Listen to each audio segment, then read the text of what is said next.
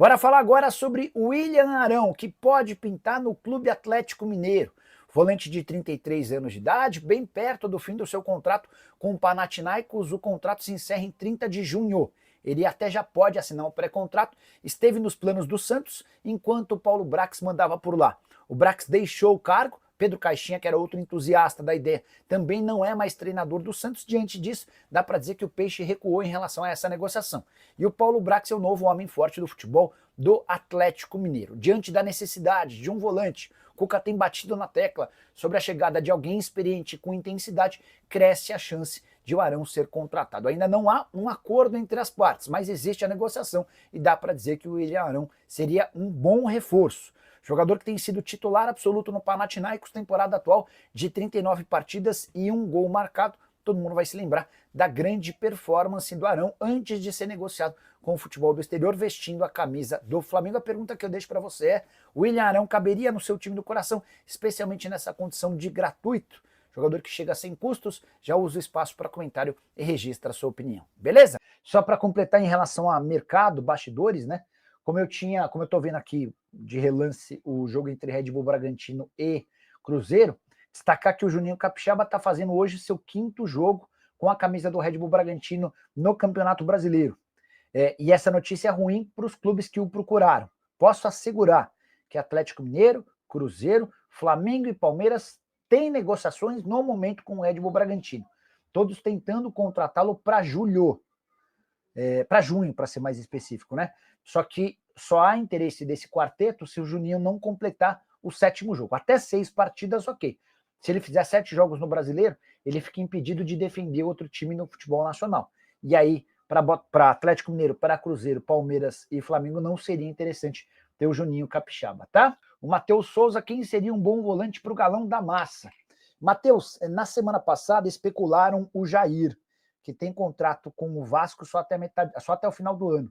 Pode assinar um pré-contrato a partir de julho. Eu já contei para vocês que o Cuca não quer o Jair. O Cuca entende que o Jair não tem a intensidade necessária para um jogador dessa característica. Agora, a mais nova especulação diz respeito, ou cita, o William Arão. O Arão teve chance de ir para o Santos enquanto o Paulo Brax era o diretor de futebol por lá. O Brax troca o Santos pelo Galo e essa especulação volta a existir. Eu gosto do Arão, tá? 33 anos de idade, titular absoluto no Panathinaikos, contrato só até metade do ano. Para contratá-lo, basta chegar a um acordo com ele e você não precisa pagar compensação financeira nenhuma ao Panathinaikos. Eu acho que seria um nome interessante. Galo que não fez bom primeiro tempo, deixou a desejar, insistiu muito no Coelho, mas hoje o importante era fazer 3 pontos e os 3 pontos vieram, né? Só uma coisa importante: o Scarpa não viaja com o restante do time para o jogo de meio de semana, tá? Até recebi um comunicado da assessoria. Gustavo Scarpa foi liberado pela diretoria de futebol da viagem para Caracas, para acompanhar o nascimento do seu filho nessa segunda-feira. Ele retorna para o jogo contra o Mirassol, beleza? Então Scarpa é baixa para o confronto diante do Caracas. Enfim, também não sei se dá para dizer que vai fazer grande falta. Matheus Cavalcante, Nicola, sobre as SAFs. Vão perder força se tiver fair play financeiro? Não, Matheus, não acredito nisso. Até porque o princípio básico das SAFs é funcionar de maneira profissional, gastando aquilo que se tem. Uma das SAFs que não vai por esse caminho é a do John Textor, porque o Textor tem um perfil de investidor extremamente arrojado, ele passa até do arrojo, né? É aquele cara que gasta o que não tem e tal. Mas, por exemplo, o Grupo City com o Bahia não vai ter problema. O Galo com os meninhos, os caras inclusive agora estão tentando gastar muito menos do que poderiam, até para poder equacionar as contas. O Cruzeiro com o Pedrinho talvez tivesse alguma dificuldade. Mas quando você pensa em fair play financeiro, Matheus, você está pensando em clubes de futebol, não, principalmente na SAF. Você está pensando, por exemplo, no Corinthians, que contratou no ano passado o Ranieri do Cuiabá e não pagou. O presidente do Cuiabá, inclusive, está bravo. Está pensando, por exemplo, no São Paulo, que contratou o Ferreira e não pagou. E por aí vai, né? No Internacional, que não pagou no Thiago Maia. São vários os exemplos, né? O Rogério Marques. Nicola, o Roger Guedes no Galo a partir do meio do ano. Então, Rogério, eu conversei hoje cedo com o empresário dele, né? com o Paulo Pitombeira. E o Pitombeira falou, Nicola, não vai voltar. O cara custou 10 milhões de euros para o Al Rayyan. O cara ganha 5 milhões de reais por mês lá. E ele é o artilheiro do campeonato Qatari, é o craque do time, é o principal jogador da liga. Qual seria a justificativa do Al Rayyan para negociar esse cara? Nenhuma. Para negociá-lo precisaria existir uma proposta bem superior aos 10 milhões de euros. E quem vai pagar mais do que isso? E aí tem outro ponto, como é que você iguala esse salário de 5 milhões de reais? Agora falando sério, né? Atlético venceu e precisava muito vencer, muito, muito, muito.